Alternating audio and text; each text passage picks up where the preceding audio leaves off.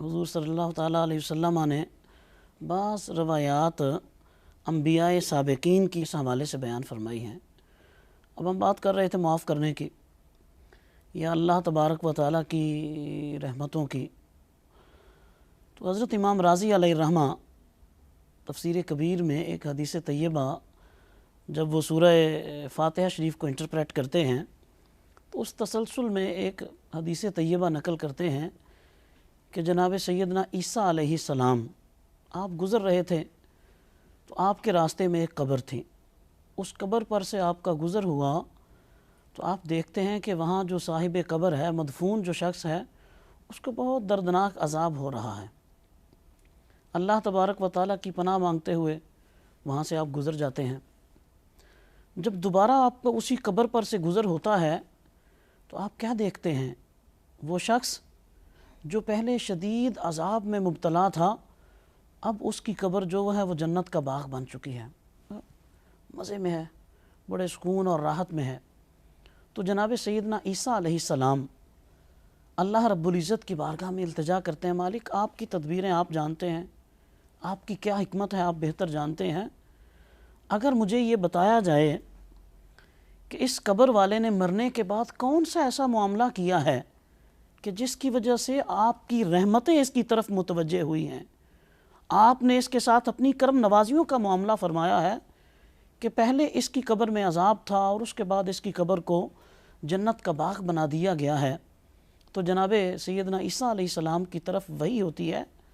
اللہ رب العزت کی طرف سے ان کو جواب آتا ہے کہ عیسیٰ یہ شخص جب اس دنیا سے آیا تھا تو ان کے ہاں کسی نئے مہمان کی آمد تھی، تو اس شخص نے اپنی اہلیہ سے کہا تھا کہ اللہ ہمیں بیٹا دے یا بیٹی، تو جب وہ بچہ بولنے کے قابل ہو تو آپ نے اس کو دین عیسوی کی تعلیم دلوانی ہے۔ تو اللہ تبارک و تعالیٰ کی طرف سے جو ایک دین عطا ہوا ہے اس زمانے میں اس کی آپ نے اس کو تعلیم دلوانی ہے۔ تو ارشاد فرمایا گیا عیسیٰ جب آپ پہلے گزرے تھے تو اس کے اعمال کا نتیجہ تھا کہ جس کی وجہ سے اس کی قبر میں عذاب ہو رہا تھا، اب دوبارہ جب آپ یہاں سے گزر رہے ہیں، اب وہ اس کا بیٹا جو اس کو بیٹا عطا ہوا، وہ بیٹا بولنے کے قابل ہوا ہے، تو اس مرنے والے کی اہلیہ اس کو دین کے کسی عالم کے پاس لے کے گئی ہے، اور وہ دین کا عالم اس بچے کو دین عیسوی کا پہلا سبق پڑھا رہا ہے، اور وہ بچہ زمین پر بیٹھ کر بسم اللہ الرحمن الرحیم پڑھ رہا ہے۔ تو اللہ تبارک و تعالیٰ نے ارشاد فرمایا میرے عیسیٰ، اللہ رب العزت کی رحمت کو یہ بات گوارا نہیں ہے کہ ایک شخص، اس کا ایک چھوٹا سا بچہ ہے، وہ اپنی زبان سے مجھے رحمان بھی کہتا ہے، مجھے رحیم بھی کہتا ہے، اور میں نے اس کے والد پہ سخت عذاب مسلط کیا ہوا ہے۔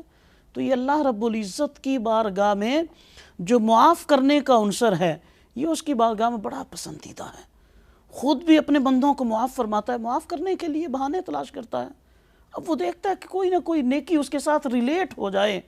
اور اس نیکی کی وجہ سے اللہ رب العزت اس کو معاف فرما دیتا ہے۔ کہ بچوں کی بنیادی تربیت پہ یہ بچوں کو سکھایا جائے کہ آپ نے معاف کرنا ہے، انتقام کی طرف آپ نے نہیں بڑھنا، بدلہ لینے کی طرف۔ بدلہ لینے والا بزدل ہے، یہ کیوں کہا گیا بزدل ہے بدلہ لینے والا؟ تاکہ اس کو یہ بات ریئلائز کروائی جائے، بھائی آپ نے بدلے کی طرف نہیں جانا، جب آپ کسی کو معاف کرو گے آپ کا قد بڑھ جائے گا، آپ کا سٹیٹس اپ ہو جائے گا، آپ کی حیثیت بڑھ جائے گی۔ تو اگر آپ اپنی حیثیت کو بڑھانا چاہتے ہو، اپنے آپ کو انہینس کرنا چاہتے ہو، پھر معاف کرنا سیکھو۔